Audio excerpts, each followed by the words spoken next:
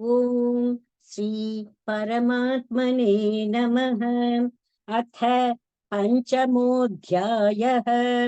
कर्मसन्न्यासयोगः।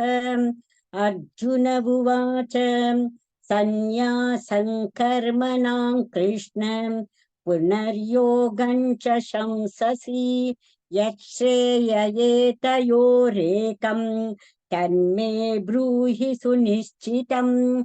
श्रीभगवानुवाच सन्न्यासः कर्मयोगश्च निःश्रेयसकरावुभौ तयोस्तु कर्म सन्न्यासात् कर्मयोगो विशिष्यते। ज्ञेयस्य नित्यसन्न्यासी यो न द्वेष्टि न काङ्क्षति निर्द्वन्द्वो हि महाबाहो सुखं बन्धात् प्रमुच्यते।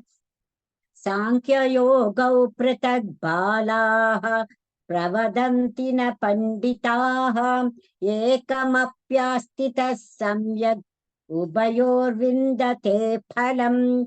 यत्साङ्ख्यैः प्राप्यते स्थानं तद्योगैरपि गम्यते। एकं साङ्ख्यं च योगं च यः पश्यति स पश्यति सन्न्यासस्तु महाबाहो दुःखमाप्तुमयोगतः। योगयुक्तो मुनिर्ब्रह्म न चिरेणाधिगच्छति।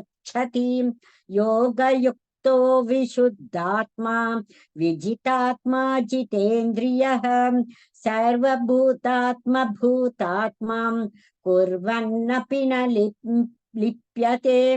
नैव किञ्चित् करोमीति युक्तो मन्येत तत्त्ववित्। पश्यन् शृण्वन् स्पृशन् जिघ्रन् अश्नन् गच्छन् स्वपन् श्वसन् प्रलपन् विसृजन् गृह्णन् उन्मिषन् निमिषन्नपि इन्द्रियाणीन्द्रियार्थेषु वर्तन्त इति धारयन् ब्रह्मण्याधाय कर्माणि सङ्गं त्यक्त्वा करोति यः लिप्यते न स पापेन पद्मपत्रमिवाम्बसाम्। कायेन मनसा बुद्ध्या केवलैरिन्द्रियैरपि योगिनः कर्म कुर्वन्ति सङ्गं त्यक्त्वात्मशुद्धये। युक्तः कर्मफलं त्यक्त्वा शान्तिमाप्नोति नैष्ठिकीम्। अयुक्तः कामकारेण फले सक्तो निबध्यते। सर्वकर्माणि मनसा सन्न्यस्यास्ते सुखौ वशी। नवद्वारे पुरे देहि नैव कुर्वन्न कारयन् न कर्तृत्वं न कर्माणि लोकस्य सृजति प्रभुः। न कर्मफलसंयोगं स्वभावस्तु प्रवर्तते। नादत्ते कस्यचित् पापं न चैव सुकृतौ विभुः। अज्ञानेनावृतं ज्ञानं तेन मुह्यन्ति जन्तवः। ज्ञानेन तु तदज्ञानं येषान्नाशितमात्मनः तेषामादित्यवज्ञानं प्रकाशयति तत्परम्। तद्बुद्धयस्तदात्मानः तन्निष्ठास्तत्परायणाः गच्छन्त्य पुनरावृत्तिम् ज्ञाननिर्धूतकल्मषाः।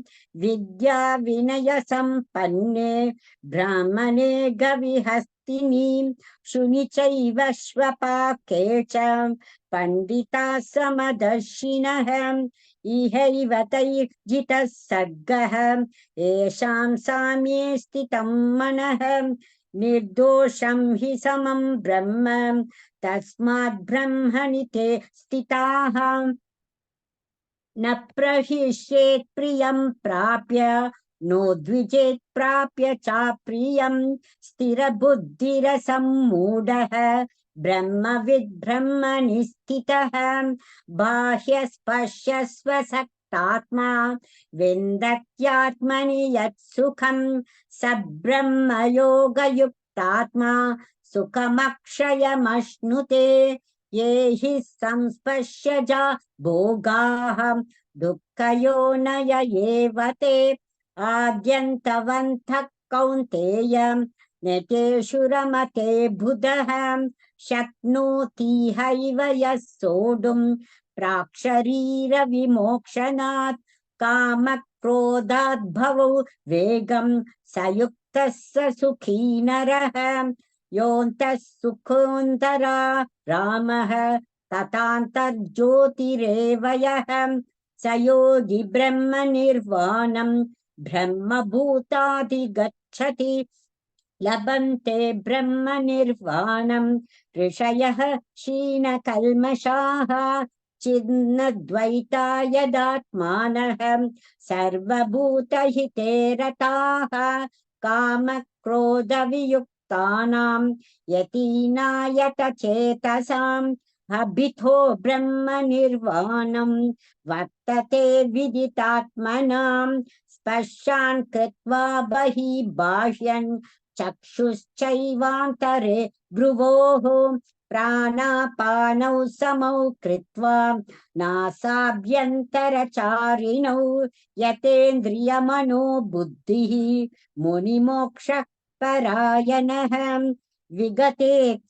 विगतेच्छा भयक्रोधः यः सदा मुक्त एव सः भोक्तारयज्ञतपसां सर्वलोकमहेश्वरं सुहृतं सर्वभूतानां ज्ञात्वा मां शान्तिमृच्छति ॐ तत्सदिति श्रीमद्भगवद्गीतासु उपनिषत्सु ब्रह्मविद्याया योगशास्त्रे श्रीकृष्णार्जुनसंवादे कर्मसन्न्यासयोगो नाम पञ्चमोऽध्यायः सर्वधर्मान् परित्यज्य मामेकं शरणौ व्रज अहं त्वा सर्वपापेभ्यः मोक्षयिष्यामि मा शुचः।